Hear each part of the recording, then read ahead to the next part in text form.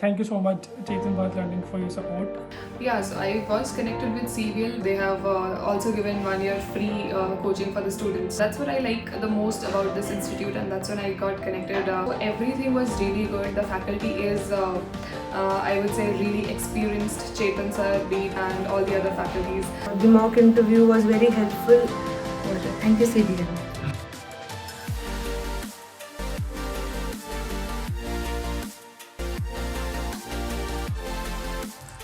राम राम, नमस्कार, आदाब, सत श्री अकाल, हेलो एंड जय हिंद एवरीवन। हरियाणा HCS का अभी 3 दिन पहले रिजल्ट आया और जैसा कि आप जानते हैं कि हमारे इंस्टीट्यूट के साथ जुड़े हुए 70 से अधिक ऐसे स्टूडेंट्स थे जिनका फाइनल लिस्ट में नाम आया। SDM पोस्ट के लिए 20 से अधिक ऐसे स्टूडेंट थे जो फाइनली चयनित किए गए। रैंक 1 कल हमारे इंस्टीट्यूट में आए थे। कल का पूरा दिन हमारा उनके साथ में लगा और जब हम ये पूरी सेलिब्रेशंस में बिजी थे उस समय हमारे दिल में एक बात आई कि वो स्टूडेंट्स जिनका ये एग्जाम नहीं क्लियर हुआ उनके लिए भी हम कोई मैसेज भेजें, कोई वीडियो बनाएं। और जैसा कि आपने शायद चैनल पे देखा हो, मेरी कल एक वीडियो आई थी उन स्टूडेंट्स के लिए जिनका या तो लास्ट हरियाणा HCS क्लियर नहीं हुआ या फिर वो किसी कारणवश लास्ट हरियाणा HCS के एग्जाम में बैठ नहीं पाए।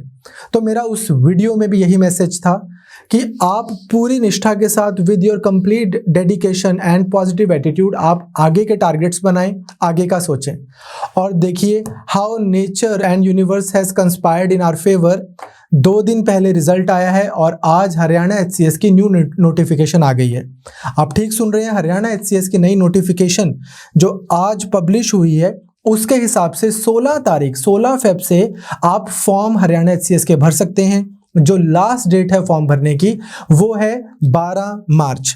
अप्लाई कैसे करना है, इसको ऑनलाइन आपको अप्लाई करना है। हम यहाँ पर अपने चैनल पर इस एग्जाम के लिए अप्लाई कैसे करते हैं उसकी पूरी वीडियो आपको बनाकर देंगे। हमारी उस वीडियो को फॉलो करके 16 तारीख के बाद हमारी वीडियो को फॉलो करके भी आप अपना फॉर्म भर सकते हैं ताकि आपको फॉर्म भरते हुए कोई कठिनाई ना हो। You shouldn't be struggling while filling up the form. We normally here try to fill one form of ex-serviceman, one form of general category and then so on, ताकि आपको पता हो कि मेरी कैटेगरी में कौन सा सर्टिफिकेट कहाँ पर अटैच करना है, कौन सा डॉक्यूमेंट लगाना है, कहाँ पर क्या लिखना है। आप फॉर्म एकदम मेंटली फ्री होके भरने की हालत में हो, इसके लिए हम ट्राई करते हैं कि आपको एक सैम्पल फॉर्म भर के दिखाएं। Last date as I said earlier 12 March है। नंबर ऑफ पोस्ट जो हैं वो कंप्लीटली अगर हम देखें तो 95 पोस्ट हैं। ग्रुप A की भी सर्विसेज हैं, ग्रुप B की भी सर्विसेज हैं। नायब तहसीलदार इसमें ऐड किया गया है तो उसकी भी काफ़ी सारी पोस्ट हैं। तकरीबन 15 पोस्ट जो हैं वो जनरल कैटेगरी की हैं। ओवरऑल 35 नायब तहसीलदार to the best of my knowledge इतनी ऐड की गई हैं। SDM की पोस्ट हैं, ETO है, DSP है, DFSC है एंड सो ऑन। तो आपके पास में you have every reason to prepare and give your 100% for this exam. Those of you who are also preparing for UPSC can also fill up the form because the dates of the exams, prelims, mains and hopefully interview is very well inclined with your UPSC preparation। तो ऐसा नहीं होगा कि आप हरियाणा की तैयारी कर रहे हो तो आपका UPSC कॉम्प्रोमाइज हो गया। तो आप भी इस फॉर्म को फिल कर सकते हैं। मई की डेट इन्होंने प्रीलिम्स की दी है, मई में ही आपका UPSC का प्रीलिम्स होता है। नेक्स्ट थिंग इज इसका पैटर्न।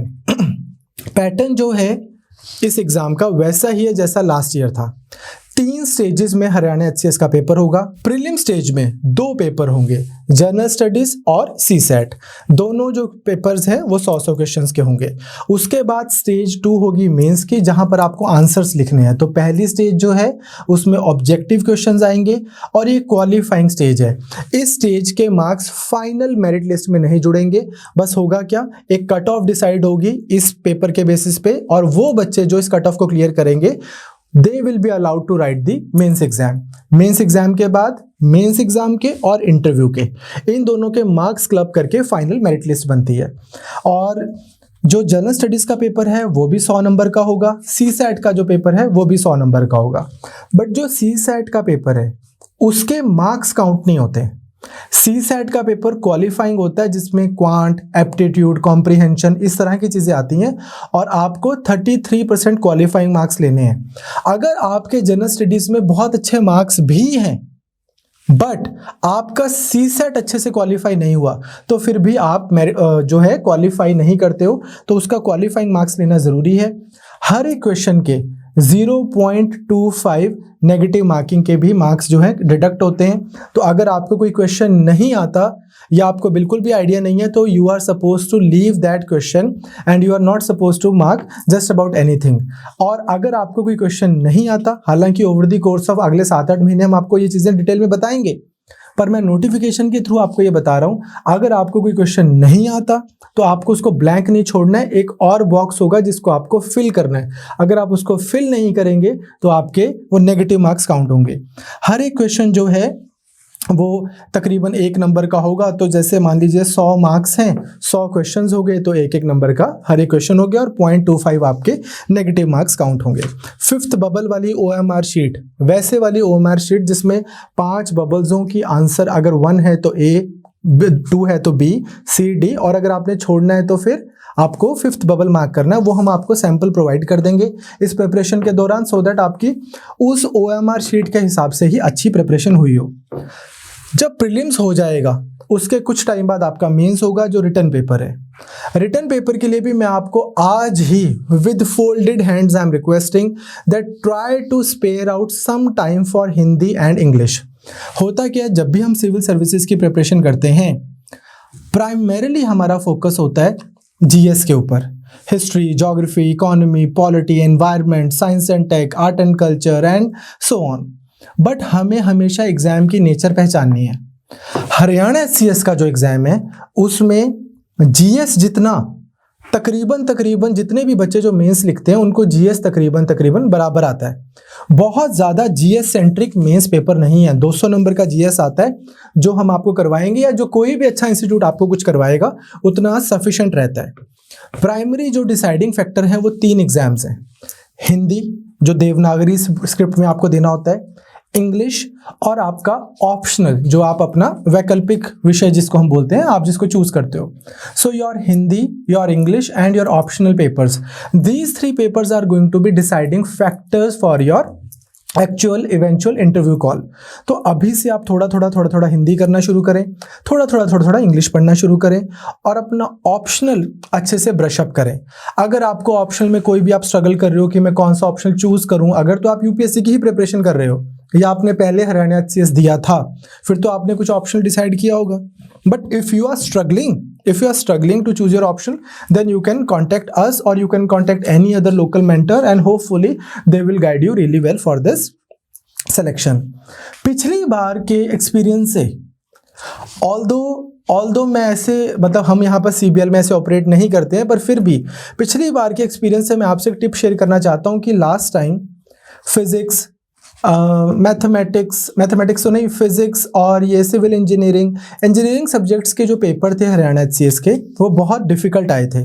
तो अगर आप इंजीनियरिंग सब्जेक्ट को एज एन ऑप्शनल लेना चाहते हो या फिजिक्स को एज एन ऑप्शनल लेना चाहते हो, इस तरह के टेक्निकल सब्जेक्ट्स को ऑप्शनल चूज करना चाहते हो हरियाणा HCS के लिए, तो मेरी आपको ये रिकमेंडेशन है कि आप इस बार का जो अभी मेंस हुआ है 3-4 महीने पहले, उसको एक बार आप ज़रूर अच्छे से देख लें।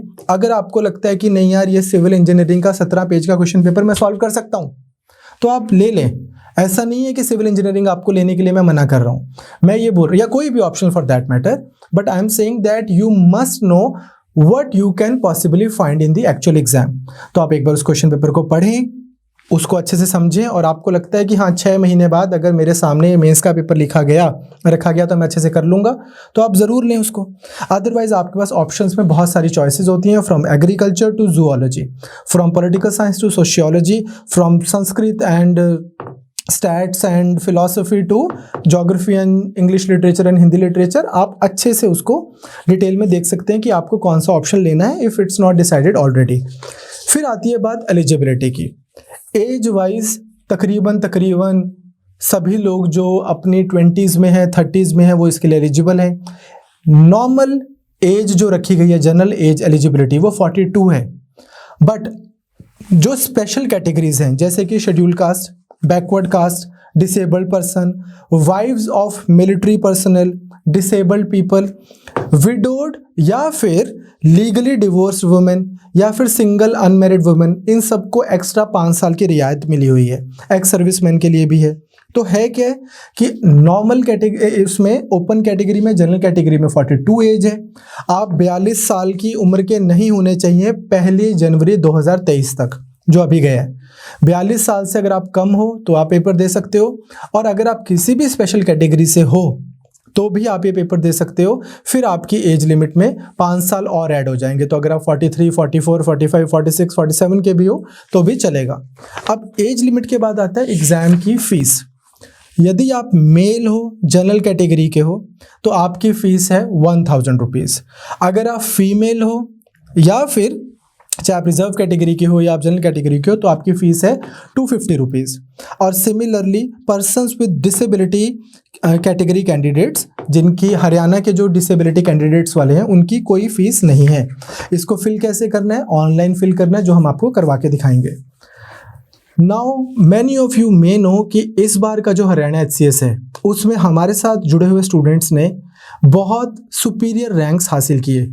रैंक 1, रैंक 3, रैंक 10 एंड ऐसे करते करते करते उन सब के हम आपसे इंटरव्यूज़ भी शेयर कर रहे हैं। उन सब की बड़ी जल्दी ही हम आपसे answer writing, mains answer writing की शीट्स भी अच्छे से शेयर करेंगे, जिससे आप देख सकें कि टॉपर्स ने टेस्ट सीरीज़ के दौरान कैसे आंसर्स लिखे। अब जो एक्चुअल उन्होंने आंसर्स लिखे वो तो हम RTI फाइल करके नहीं मंगवा सकते, और तो मंगवा भी सकते हैं, हम ट्राई करेंगे वो भी मिल जाए। बट एटलीस्ट अभी के लिए हमारे पास सभी टॉपर्स की, क्योंकि वो हमारे पास आंसर्स लिखते रहे हैं मेंस के टाइम पर, तो उनकी हमारे पास में राइटिंग प्रैक्टिस वाली आंसर कॉपीज़ हैं जो हम आपसे शेयर करेंगे, ताकि आपको स्टार्टिंग से ही पता हो कि मैं किस तरह के आंसर्स लिखूं कि मुझे भी इंटरव्यू कॉल आए। As far as prelims is concerned, prelims करने के कुछ काफ़ी डिफ़िकल्ट स्टेज होती है। प्रीलिम्स भी हमारे यहाँ पर कंसेंसस है हमारे इंस्टीट्यूट में CBL में कि प्रीलिम्स को हम बहुत ईजिली ना लें, क्योंकि प्रीलिम्स मेक और ब्रेक हो जाता है। आपको कई बार बस इतने अच्छे कैंडिडेट्स जो बहुत अच्छे आंसर्स लिख रहे होते हैं, इवेंचुअली उनका प्रीलिम्स ही नहीं होता। तो उसके लिए आप MCQ प्रैक्टिस कीजिए, टेस्ट सीरीज़ कीजिए। पहले तो अपना पूरा सिलेबस जल्दी से जल्दी अगले 90 दिनों में कवर कीजिए अच्छे से। तो हम आपके लिए बहुत कॉम्प्रिहेंसिव अच्छे इसके लिए सॉल्यूशंस लेके आएंगे, चाहे वो सिर्फ आंसर राइटिंग के हों, टेस्ट सीरीज़ हो, पूरा कोर्स हो, प्रीलिम्स, मेंस, इंटरव्यू, तीनों स्टेजेस में आपको बहुत अच्छे से प्रिपेयर करेंगे। हैविंग सेड दैट, आपको किसी भी तरीके की कोई भी हेल्प चाहिए हो, हमारा इंस्टीट्यूट जो है, हमारा जो ये ऑर्गेनाइजेशन है, ये HPSC के बहुत पास है, पंचकुला में उनके ऑफिस के। आपको किसी भी तरीके की कोई हेल्प चाहिए, लेट्स से अगर वो आपका बाय चांस बहुत बिजी होते हैं, फ़ोन नहीं उठा पा रहे हैं, या आपको कोई डॉक्यूमेंट प्रोवाइड करना है, आपको लगता है कि सर मेरा डॉक्यूमेंट पहुँच गया, या आप ये चीज़ पता कर सकते हैं, या अदरवाइज भी आपको लेट्स से आप स्ट्रगल कर रहे हो प्रिपरेशन में, शेड्यूल नहीं बन रहा है, मेंटरिंग की ज़रूरत है, या ये नहीं पता लग रहा है कि मैं कितने घंटे पढूं या किस तरह से पढूं, या मेरे सोर्सेज क्या हों, या मैं कोर्स कौन सा करूं, तो you need not to hesitate, we are here for you only. पिछली बार भी हमने बहुत सारे स्टूडेंट्स को मेंटर किया था। तकरीबन 300 से अधिक ऐसे स्टूडेंट्स थे, 250-300 बच्चे जिन्होंने मेंस लिखा था, और 150 से ऐसे प्लस स्टूडेंट वो थे जिन्होंने इंटरव्यू दिया था, और फाइनली 70 से ज़्यादा वो स्टूडेंट्स हैं जिनकी फाइनल लिस्ट में जिनका नाम आया। हम आशा करते हैं, उम्मीद करते हैं, प्रे करते हैं, we sincerely hope that you will also work really hard this year, and this time destiny will support you and you will also achieve your dream of becoming a civil servant in India. So all the best guys, take care, thank you so much.